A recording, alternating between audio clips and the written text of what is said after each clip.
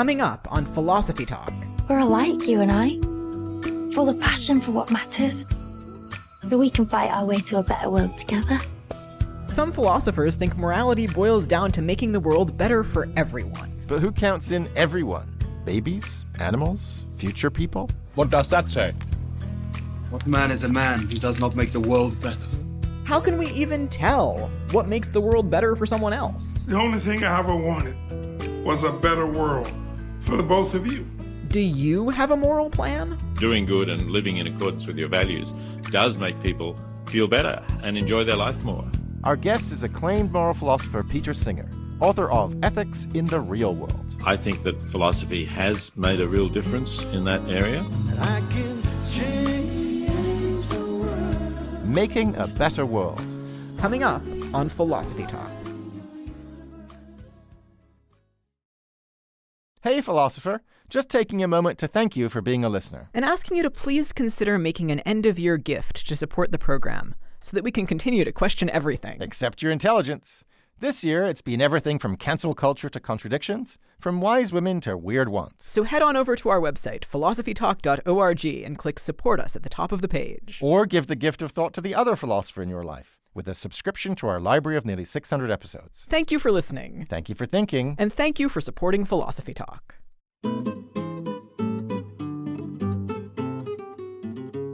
Can philosophy help us become better people? What can ethics tell us about ending poverty and suffering? Are thought experiments ever relevant to real life? Welcome to Philosophy Talk, the program that questions everything. Except your intelligence. I'm Josh Landy. And I'm Ray Briggs. We're coming to you from the studios of KALW San Francisco Bay Area. Continuing conversations that begin at Philosopher's Corner on the Stanford campus, where Ray teaches philosophy and I direct the Philosophy and Literature Initiative. Today, we're thinking about making a better world. Ray, I'm telling you, making a better world would be a wonderful thing. And you know what? I think we need philosophers to help us do that. Ah, come on, Josh. What are you talking about? Some of the worst people I know are philosophers. They're the last people we should be taking moral advice from. What do you mean? I think you must be hanging out with the wrong philosophers. There are tons of thinkers out there who've not just had good ideas, but used them to change the world for the better. I mean, think about Du Bois, who played such a crucial role in the civil rights movement, or Hannah Arendt, who helped organize reparations for Jews after World War II. Yeah, Josh, not all philosophers are bad, but what I'm saying is that philosophers aren't any better than other people. I mean, there have been some terrible ones, too. Like John Stuart Mill, he talked a good game about freedom, but he was just in bed with the East India Company. Why should we listen to him? Well, maybe because it's do as I say, not do as I do. I feel like we can reject Mill's career while still learning something important from his ideas. And if we want to make the world a better place, it's going to help us if we listen to interesting folks like him.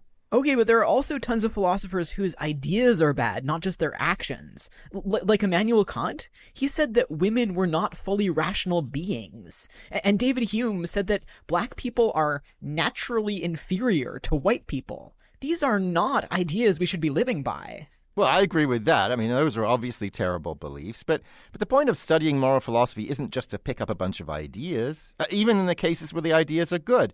It's also to sharpen our skills of moral reasoning. And if we want that better world we're talking about, we're going to need to think critically, think carefully, think insightfully about all the problems we face. Okay, but if philosophy is such a great tool for thinking insightfully about moral questions, how come it keeps producing bad answers? Kant and Hume were using philosophical reasoning when they came up with their sexist and racist ideas.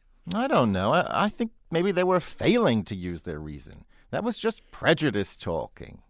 And either way, what's the alternative, Ray? I mean, if you want people to do as much good as possible, and you don't want them to be guided by philosophical thinking about ethics, what else is there? I don't know, maybe we could start by actually listening to the people who are most affected by our choices. Moral philosophers just spend so much time on these far-fetched thought experiments with trolleys and violinists. They totally miss out on everything that's ethically meaningful about the real world. Well, that sounds good, but when you say listen to the people affected, how are you going to do that? That could be millions of people. Okay, yeah, great question, but a lot of the time, moral philosophers don't even consider it. Like in the trolley problem, where you have one person tied to one track who's gonna die if you pull the lever, and 5 people tied to this other track, we're gonna die if you do nothing. I don't get the problem, Ray. I mean, it seems like that thought experiment is all about how people are affected by a decision you're making. What's it getting wrong? Well, the whole setup assumes you know exactly who's affected and what the consequences are. In real life, for all you know, the train driver can just throw on the brakes, or the whole thing is a stunt for a movie, or there are even more potential victims down the track that you can't even see. These details are really important, and philosophy doesn't tell you how to think any of them through. Well, I agree with that. I mean, we do need to do actual research to figure out the consequences of our actions for all parties concerned. But still, once we've done that research, we've got to weigh up everybody's needs and everybody's concerns. So we're still going to need moral philosophy. I'm still not convinced, but maybe our guest will convince me. It's the renowned ethicist Peter Singer, author of Ethics in the Real World. Thinking of ethics in the real world, we sent our roving philosophical reporter, Holly J. McDeed, to find out how to think about athletes who break the rules. She files this report. Luis Suarez is still known as the devil to soccer fans in Ghana because of his shenanigans during the World Cup semifinals in 2010. Wherever Luis Suarez goes, something seems to happen. It was no different at the 2010 FIFA World Cup South Africa. Unlike other Suarez controversies, this one did not involve biting other players. Suarez was playing for Uruguay, and Ghana was aiming to become the first ever African team to make the Final Four. Here we go. Boateng's there. Keeper's lost it. Appy is there. Blocked on the line. Blocked on the line again. With only seconds of extra time left, Ghana took a shot on a goal that should have ended the game. But then Suarez used both of his hands to stop the ball from landing in the net. For the record, Suarez is not a goalie. What drama! It's Suarez on the line, the striker. Look at that as he beats it away, volleyball style. Suarez is off. Ghana went on to lose 4-2, eliminated on a penalty shootout. Suarez was given a red card, but was still proud of himself. He declared, "Mine is the real hand of God," and has refused to apologize since. I don't say the apologize about that because I take the handball, the ball. But the Ghana player missed a penalty, not me. It's not my responsibility they shoot the penalty. It's like, really?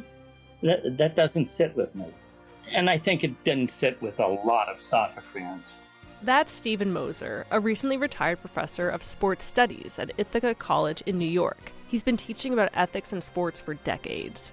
Antics like these frustrate him, but unscrupulous athletes don't surprise him. The offense was so egregious that even the people who play all these games, like tugging jerseys and faking being fouled and flopping and, writhing on the ground, even they knew that was diminishing the game experience for everybody. Moser has been cynical about ethics in sports for a long time. This goes back to when he was 13 years old playing first base in a youth baseball game. He missed the runner with the ball, and the umpire called the runner out anyway. Until I interjected, "But I missed him." And the umpire spun around at me and said, "One more word out of you and I'm throwing you out of the game." I said, "But I missed him." And he threw me out of the game. It's the only time I've ever been thrown out of the game. This was at a Catholic youth baseball organization. And the coach was the parish priest. And he shook his head and he says, "Oh, that's life, Moser. This is sports." Moser had been a good Irish Catholic kid who viewed the rules of the game like the commandments.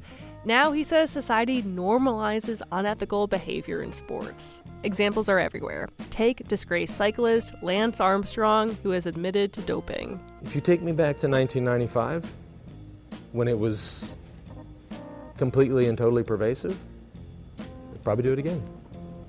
People don't like to hear that. But that's the honest answer. Yeah, that's the honest answer. Or the more everyday transgressions, like flopping in basketball. Boy, Allen sold that. But then the post reaction, this is theatrical right here. Watch this. Oh yeah, I forgot. I got to sell it more. Or the 2018 Australian ball tampering scandal, where Australia's cricket team rubbed a ball with sandpaper. Maybe Lance Armstrong can learn about regret from cricketer Steve Smith, who broke down in tears over that. I'll do everything I can to make up for my mistake and the damage it's caused. A professor of sports ethics at UNC Chapel Hill was tied to this massive cheating scandal in 2014, accused of directing fake courses where athletes could earn fake high grades. You can look at entire sports teams for examples of unfair behavior. Manchester City is accused of more than 100 financial violations. There's so much money involved and so much status that people lose their minds and they lose their moral anchor and they go wherever the dollars take them. Moser says maybe if society tries to teach ethics in youth sports, people will listen when they're adults. But advocating for that is like tilting at windmills, not a game you can win. He likes bowling, though. It's not scandal-free, but he says it's pretty boring to watch, which helps keep the money and the greed at bay. He's done it! For Philosophy Talk, I'm Holly Shane-McDeed. Thanks for that fascinating report, Holly. That is a report after my own heart as a non-repentant Brit. I'm Josh Landy. With me is my Stanford colleague, Ray Briggs. And today we're thinking about making a better world. We're joined now by Peter Singer. He's professor of bioethics in the University Center for Human Values at Princeton and author of Ethics in the Real World, 90 Essays on Things That Matter, as well as an updated edition of his classic book, Animal Liberation. Peter, welcome back to Philosophy Talk. Thank you. Thanks, Ray. It's good to be back after many, many years. It's wonderful to have you back, Peter. Now, you've devoted your philosophical career to trying to make the world a better place, and indeed, in many cases, succeeding astonishingly well. But what first got you interested in ethics? What first got me interested were the issues that were around when I was an undergraduate at the University of Melbourne in the 1960s. And I suppose the dominant issue then was the Vietnam War. Australia was an ally of the United States, and we reintroduced conscription, the draft for American, in order to provide troops to fight alongside Americans. And I was of draft age, so this was clearly of great personal interest to me. But I was opposed to the war, as many people were at the time as well. So that was perhaps one big issue. And the other issue was the question of abortion, because we had a law prohibiting abortion that had not really been enforced. And then a Roman Catholic policeman was appointed to head the homicide squad, and he started bringing charges against doctors who had been terminating pregnancies for women in need. And that made that a very hot issue at the time, too. Those do seem like really important real-world issues. But earlier, Josh and I were arguing about how useful philosophy is for bringing about real-world change. So what's the best thing that moral philosophy can do to make the world a better place? Moral philosophy can clarify the issues that are being discussed and the arguments, and I think it can help to raise the level of discussion on these questions. So if you take, for example, the war in Vietnam, there's a long tradition of what makes a war a just war. And I think that it was helpful to have some of those discussions and some of those claims set out there. And it sort of pushes back against the kind of what might sometimes be called realism in politics, that nations will just fight when it's in their interests. And I think the fact that there is a different tradition helps people to think about that issue in an ethical framework. Was it a war in which one had to, there was a justified self-defense, who was being attacked? I suppose there were a lot of factual issues that were in dispute in the case of the Vietnam War. But there were also questions about to what extent was it legitimate to attack civilians or to carry out actions that were likely to kill civilians. There was some of those doctrines, so-called doctrine of double effect was used, and you had to ask whether that's a valid doctrine, that it was legitimate. So wait, what's the doctrine of double effect, and how does it apply here? The doctrine of double effect says that you may do something that would in itself be wrong, such as killing an innocent human being, if it's not your intention to kill, but you are carrying out a legitimate activity. So, for example, you talked about the trolley problem. So the doctrine of double effect can be used there as a way of saying that when you throw the switch, killing the one person, that's justifiable because it's not your intention to kill the one person. Your intention is to save the five, and that's sufficiently important to make it acceptable for the death of the one person who you would have rather not killed if you could have. So you can apply that to, for example, bombing a military target where you know that you will be killing civilians around that target, but your intention is not to kill the civilians, and you try to minimize the deaths of those civilians. And that raises questions about, are you really trying to minimize the deaths of those civilians? Or are you just doing whatever will be the simplest for you and have the least risk to, let's say, the people in the planes who are dropping bombs on the military target? Yeah, it was clearly a big question for the Vietnam War, yeah. It was a huge question, yes, that's right. You're listening to Philosophy Talk. Today we're thinking about making a better world with Peter Singer from Princeton University. Has philosophy ever helped you solve a moral dilemma? Did thinking about animal rights inspire you to go vegan? Have you ever read something that changed how much you give to others? When philosophy meets the real world, along with your comments and questions when Philosophy Talk continues.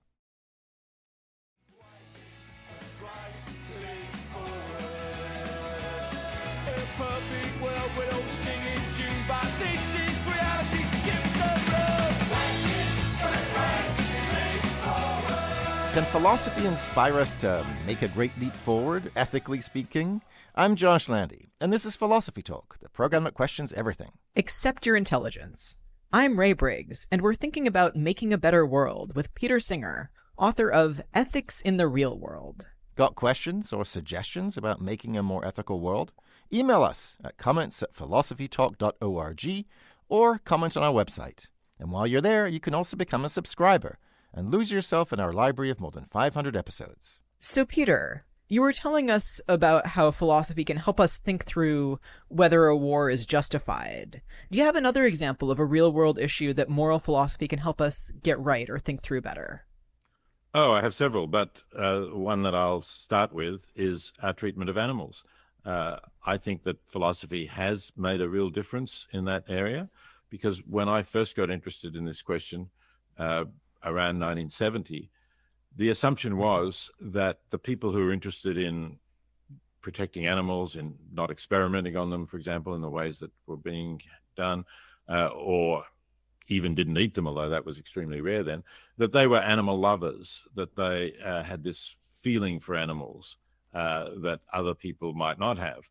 And so it was, understandable for them to want to improve the conditions of animals, but why, it just wasn't an issue for anyone else. It wasn't really as a moral issue, wasn't on very many people's radar at all then.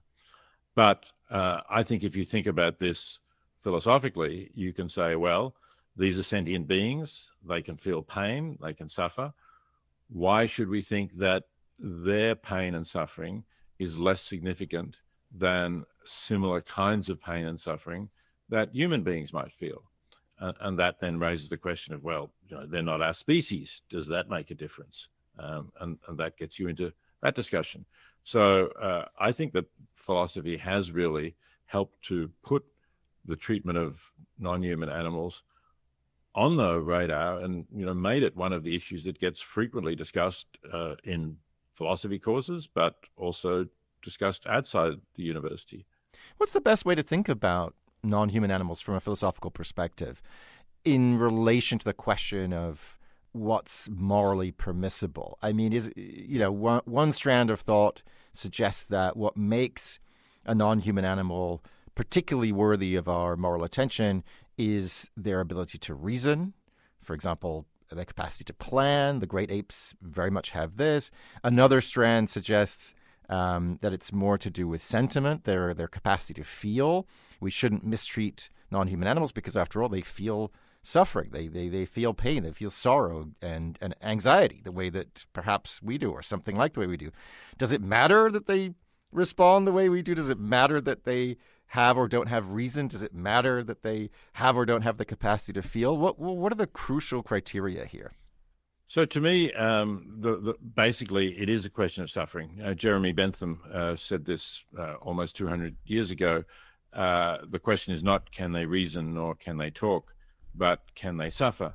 And he backed this up by saying, well, if it was whether they can reason or talk, then a dog or a horse is both more rational and more conversable than an infant of a day or a week or a month.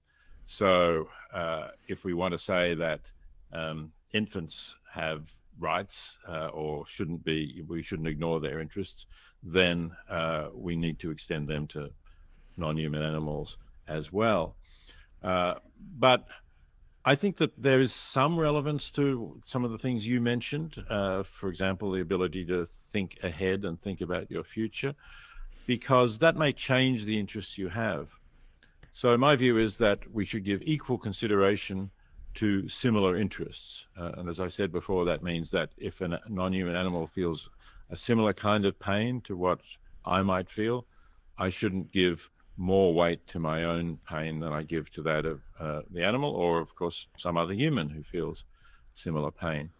But if we're talking about things like taking life, then maybe the fact that some beings have a different kind of interest in continuing to live, because of plans and projects that they've made and things that they've worked for perhaps for many years in order to try and achieve.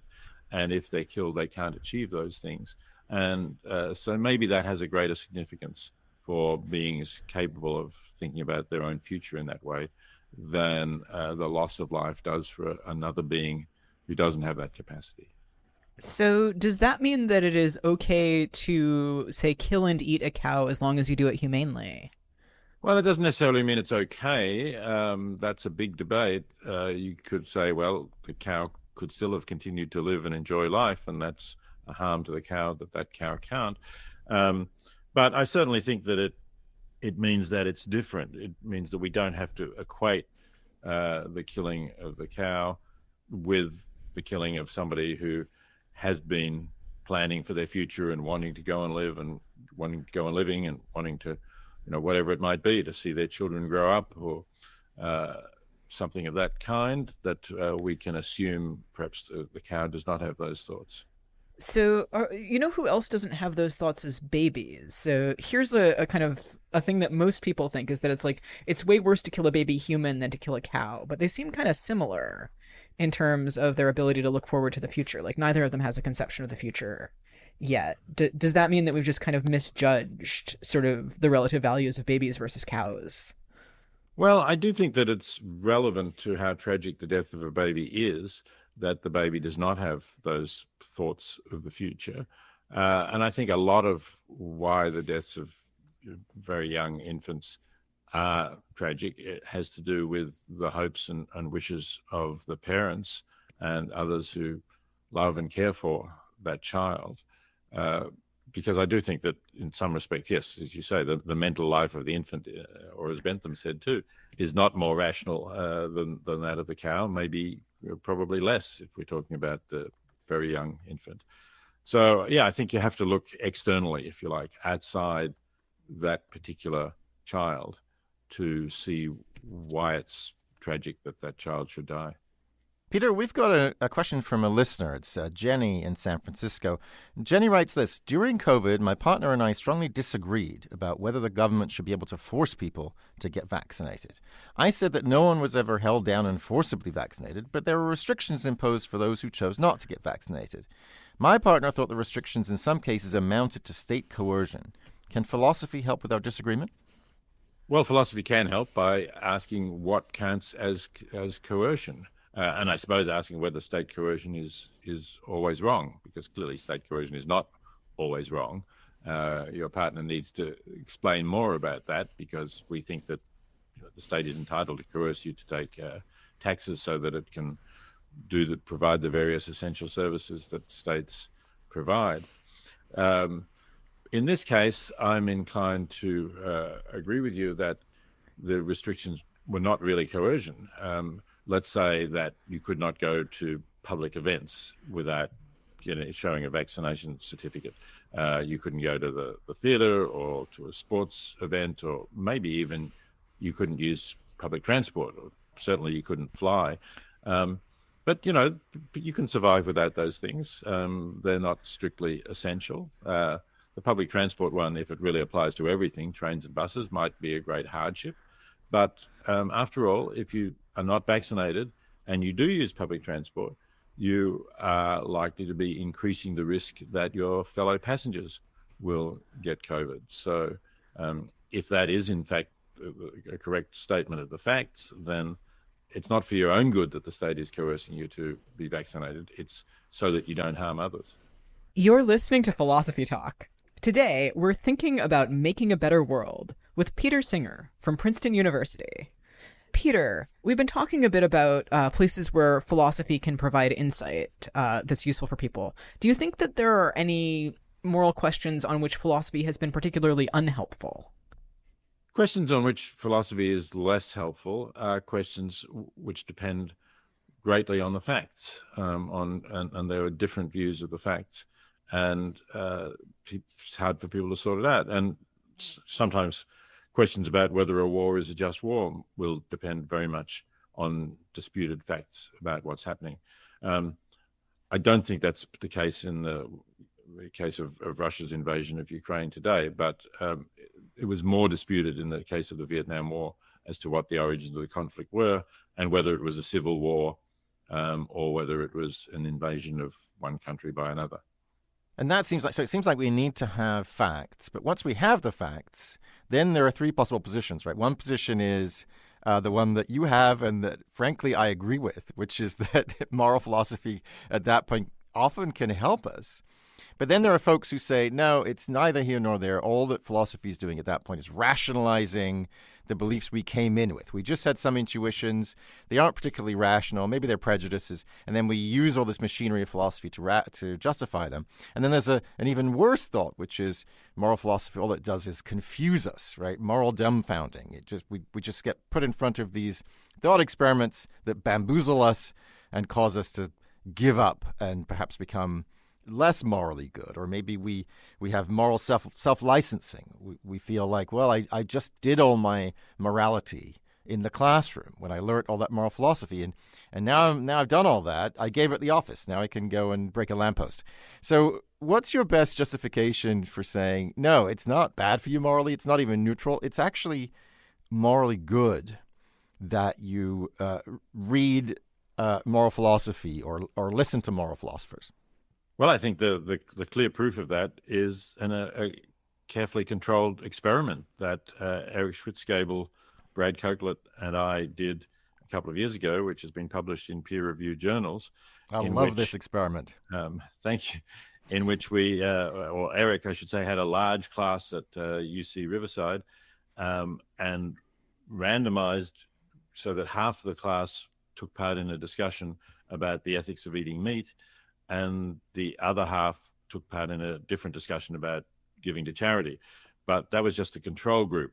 We had no way of assessing whether that increased people's giving to charity. But we did have a way of assessing whether the class on the ethics of eating meat changed what they ate. And that was because at UC Riverside, students used their student ID card to pay for meals at the student cafeteria. And the cafeteria agreed to cooperate with us in giving us feedback so that we could check the ID numbers with the students who had been in the two groups. And somewhat to Eric's surprise, because he was a little bit on the skeptical side about the value of moral philosophy, we actually got a statistically significant drop in meat consumption in those who had been in the class discussing meat ethics, and no change at all in the others who had been in the control group. So I think, that has really established that a class in moral philosophy can change what people eat. And that's a pretty significant change in the real world. That's a cool result. I do wonder about how it generalizes to cases where there's more disagreement. Like, what happens if you present moral philosophy classes on an issue that moral philosophers don't agree with? Like, I'm worried that meat is an easy issue. Maybe it's not an issue. I'm glad you think I'm really glad you think meat is an easy issue, because you don't have to go back very far for people to think it wasn't an issue at all. That it was just obvious that animals were here for us to use, and we were so superior to them that it didn't really matter very much what we did to them. So I'm not sure what other issues you would say are not easy issues. What about giving something significant to people in extreme poverty, which is another issue that I've worked on? You may say, well, that's an easy issue. We all agree we should give, but in fact, people generally don't give, or they give, trivial amounts, even though they could easily afford to give substantial amounts. So that's another area where moral philosophy has certainly changed things. And I don't have a nice study like the one I mentioned with meat, but there is some research showing that some arguments, a variety of arguments can influence people, including both philosophical arguments and emotional arguments influence people in that direction. But the philosophical arguments do have some influence. Right. So I guess the issue that I had in mind was actually abortion, where you have people sort of arguing on different sides about what is right or what is right for society to do. And it seems like in the meat and charity cases, you have sort of more people agreeing about what the right thing is in theory, but being kind of weak-willed about doing it in practice. And maybe the meat issue has kind of changed over the decades that you've been doing philosophy. So I might just be taking the wrong moral snapshot. Right. So on the abortion issue, I think religion clearly plays a big role. So one of the facts that you would need to establish is there a God? Or if there is a God, does God think that it's bad for us to terminate pregnancies? Because I think if you took religion out of the abortion debate, you would get overwhelming support for abortion. And I think that's actually the right conclusion to come to philosophically as well. So it's difficult for philosophy to actually affect that issue without getting at the religious basis of many people's beliefs. You're listening to Philosophy Talk. Today we're thinking about making a better world with Peter Singer from Princeton University, author of Ethics in the Real World. Will future generations be horrified by our moral failings? How can we rise above the prejudices of our era? Would it help to require an ethics class or two? Saving the world one argument at a time. Plus, commentary from Ian Scholes, the 60-second philosopher, when Philosophy Talk continues.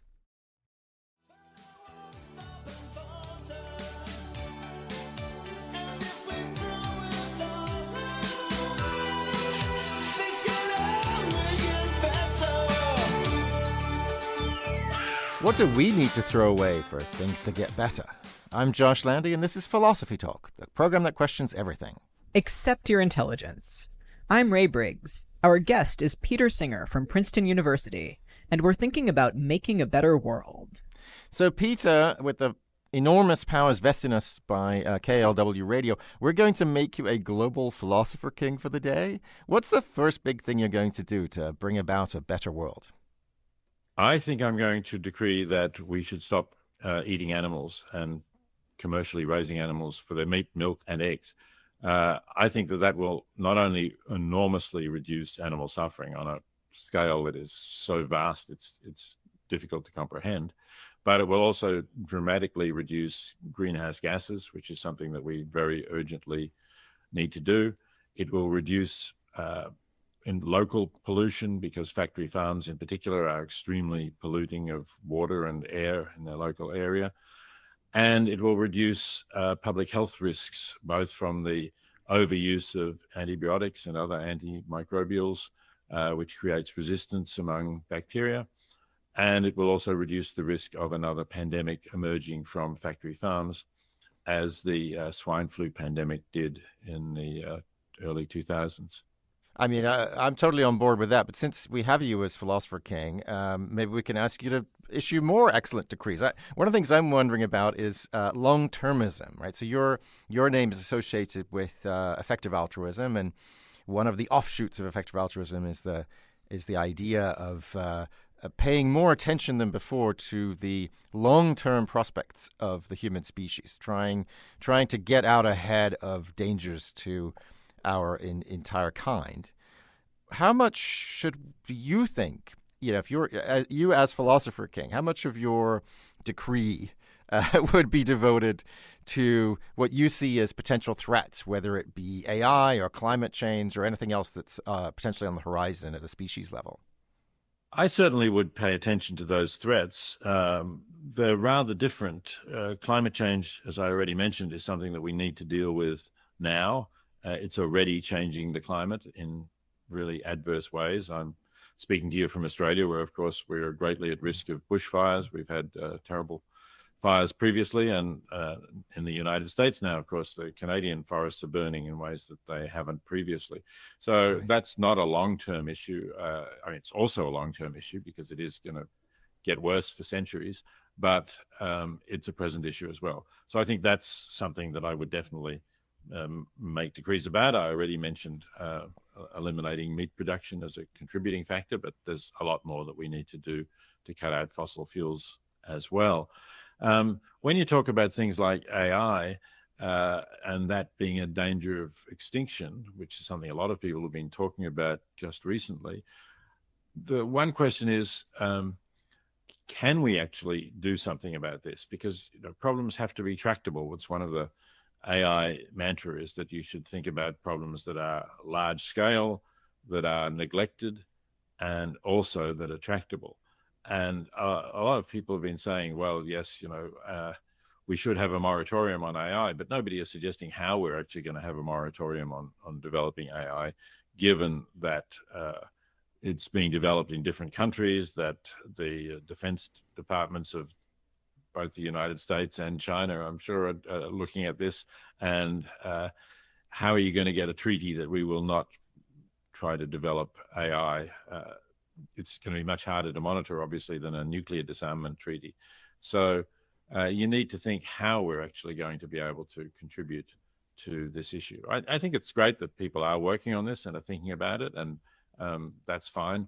But to me, it's not the issue that ought to get the lion's share of the resources that are going into effective altruism. I think there are more present issues, including global poverty, that should get more of those resources.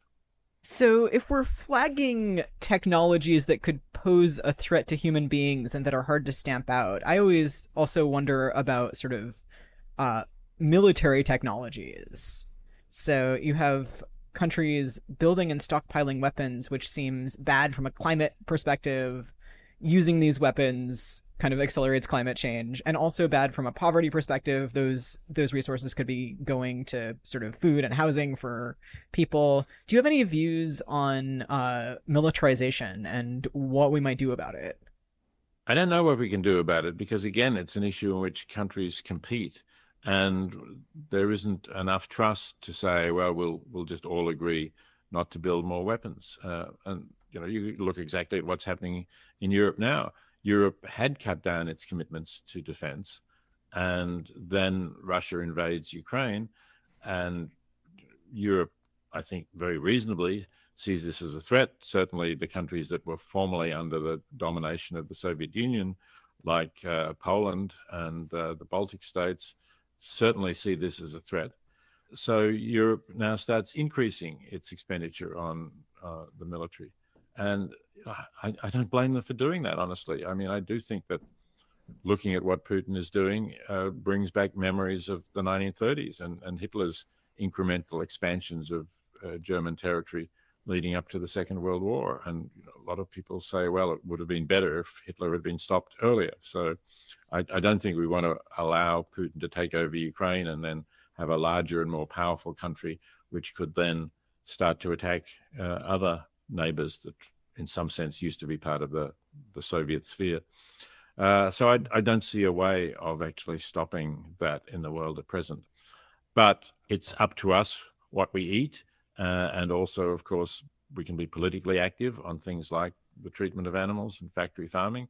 The same is true for global poverty. It's up to us how much of our income or wealth we donate to effective charities that are helping people in extreme poverty. And we can also let our political representatives know that we think it's shameful that the government is giving so little to foreign aid. Those are clearly tractable issues where we can have an impact. And I haven't really focused a lot on demilitarization for just the reasons I gave. One of the things I love about your book is, I mean, it's uniformly brilliant, but also extremely wide-ranging, and you have all kinds of recommendations, all kinds of areas. For example, recommending the Australian system for voting, where people are essentially required to vote. And you make this very nice suggestion: Australians want to be coerced into voting. So it's not paternalistic. It's not really coercive. It's ultimately what people want. You talk about fake news. You criticize Judge Brandeis for saying the response, our proper response to misinformation is more speech. All these areas. But the one I want to come back to before we run out of time, in spite of the fact that it's lower stakes, is cheating in sports. Because I love your chapter about this. I also think of that. You cite Manuel Neuer, the German goalkeeper who essentially pretended the ball didn't go in. I think of positive cases. Robbie Fowler saying, no, it wasn't a penalty. He didn't trip me. But what bothers me is that in this context is that commentators seem to be changing. They seem to be normalizing cheating. When I was a kid, it used to be, that was a cynical foul. This shouldn't be part of the game. And nowadays, these commentators are saying, oh, that was great. That he took one for the team. That was a good foul to give. What's happening? Why are these norms being eroded, right? So you've got rules and you've got norms. Yeah, of course you can trip somebody up, and you could say, well, he tripped the person up, he got the yellow card, that's all within the rules. What's going on? Is this just a kind of a microcosm of a general erosion of adherence to norms in our societies? Well, in the case of sport, it may also be that the stakes get higher, that it becomes more important to win. The idea of sport as a kind of amateur, gentlemanly, or I shouldn't really say gentlemanly, should I? Obviously, it includes women. But that was a bit of the atmosphere, that it wasn't something that was entirely serious. I'm old enough to remember when the big tennis tournaments, Wimbledon and the US Open, were only open to amateurs. You couldn't be a professional player. So I think that's the fact that it is professional, that there's huge amounts of money at stake, sponsorships as well, and that so much effort goes into winning, I think has probably helped to decay that sort of code of you should not cheat, you should act honorably. Yeah, and I like your prescription, which is let them get away with it. Even though the stakes appear to be low because it's just a game. On the other hand, as you say, these matches are watched by millions or tens of millions of people. These folks should be a good example. Thinking of which, I did want to ask you about effective altruism. This is a movement that you have essentially brought into being. Large numbers of folks, including many of my friends, who are following your recommendation to do the most good you can by using reason, by looking for evidence, giving to the most effective charities, giving as much as you can. But it's kind of hit a little bit of a bump in the road recently with the scandal around Sam Bankman-Fried, who's in the effective altruist movement, but has been charged with a number of financial crimes. And so, as I understand it, one of the questions that's been raised is, does this shed any kind of troubling light on the movement as a whole? Because this is a consequentialist movement, right? The idea is it's okay to take a job in the financial world, which we might or might not love in itself, because you can do the most good with the money you make. But then when you see a case like this where you think, well, this guy kind of cut corners in order to achieve that, is it okay to cut corners? I mean, what does a good consequentialist say about that? If you're going to make billions to give to charity, is it okay? That seems kind of troubling. Well, I think a consequentialist will say it's great to make billions and give them to charity if, firstly, you're not doing more harm by making the billions than the amount of the good that the charities can do. But if, in fact, you are violating some basic rules, which consequentialists, too, will do well to observe, because, in general, the consequences of observing those rules will be better than the consequences of breaking them, then you've made a very serious mistake.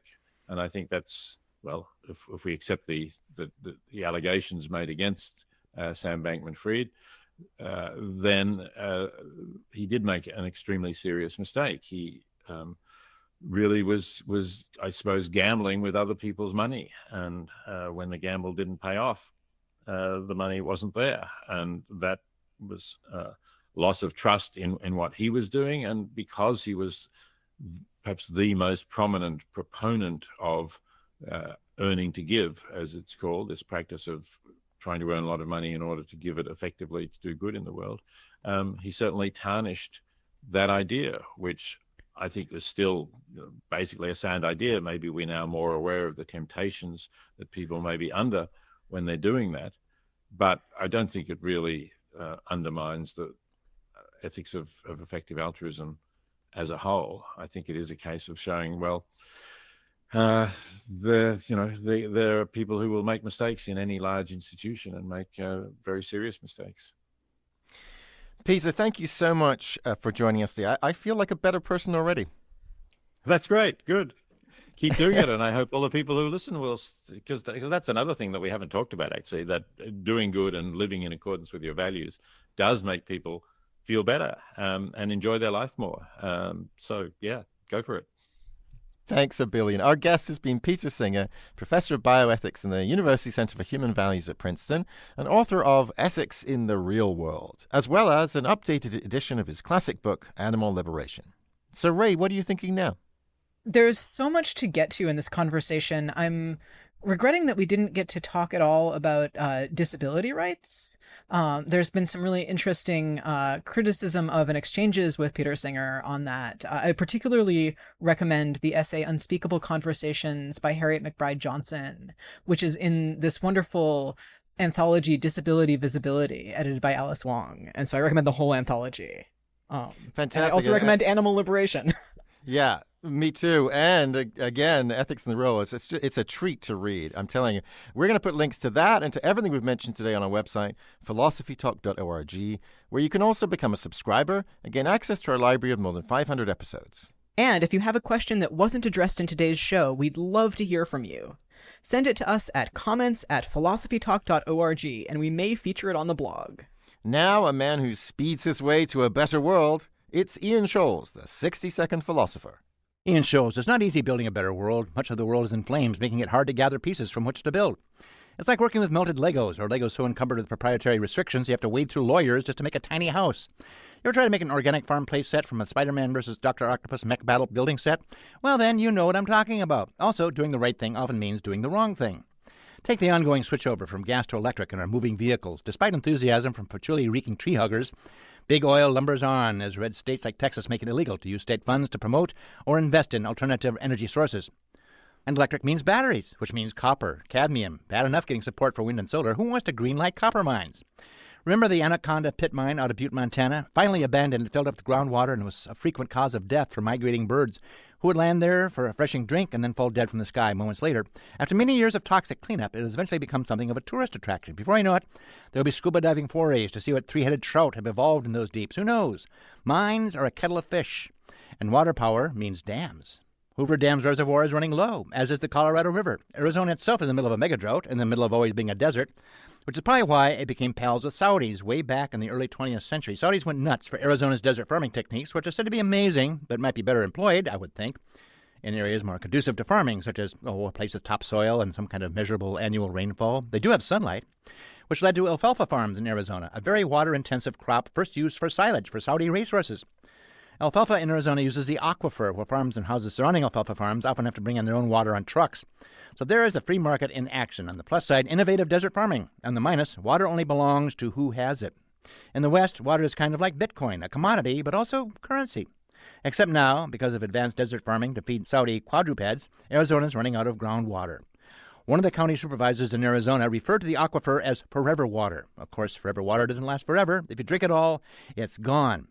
Water is fraught, especially in California. Farmers want it, business wants it, agribusiness wants so much of it, they think the rest of us are traitors for being thirsty.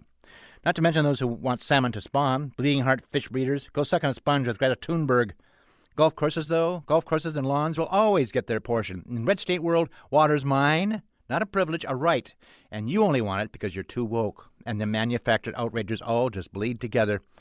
I read an article in Slate about breastfeeding in the trans community, which has the right to a tizzy. See, I didn't know this, but anybody can produce milk. But, Slate says, quote, when it comes to producing enough milk to be a food source for a child, something called the Newman-Goldfarb Protocols for Induced Lactation come into play, unquote. So, with hormones and patience, anybody can be a wet nurse. I don't know why conservatives get so upset about this. I mean, if trans women are lactating, who cares? Pay attention. Cis men can lactate. It won't be long before they take over from women, which means no more free lunch, babies. Monetized. It's like your own personal aquifer, only milk.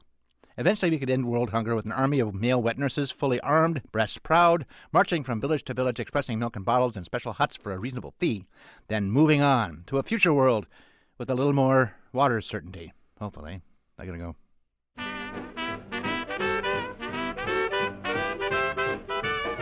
Philosophy Talk is a presentation of KALW San Francisco Bay Area and the trustees of Leland Stanford Junior University, copyright 2023. Our executive producer is Ben Trefny. The senior producer is Devin Strolovich.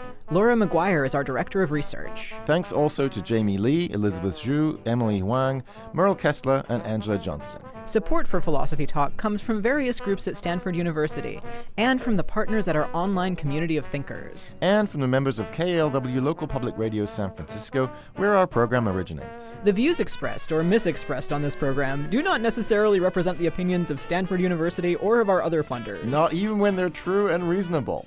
The conversation continues on our website, philosophytalk.org, where you can become a subscriber and gain access to our library of more than 500 episodes. I'm Josh Landy. And I'm Ray Briggs. Thank you for listening. And thank you for thinking. We should be educating ourselves to be citizens of the world and not of some guarded suburban enclave. What we want is to leave the planet better than we found it. Okay, well, good luck with that.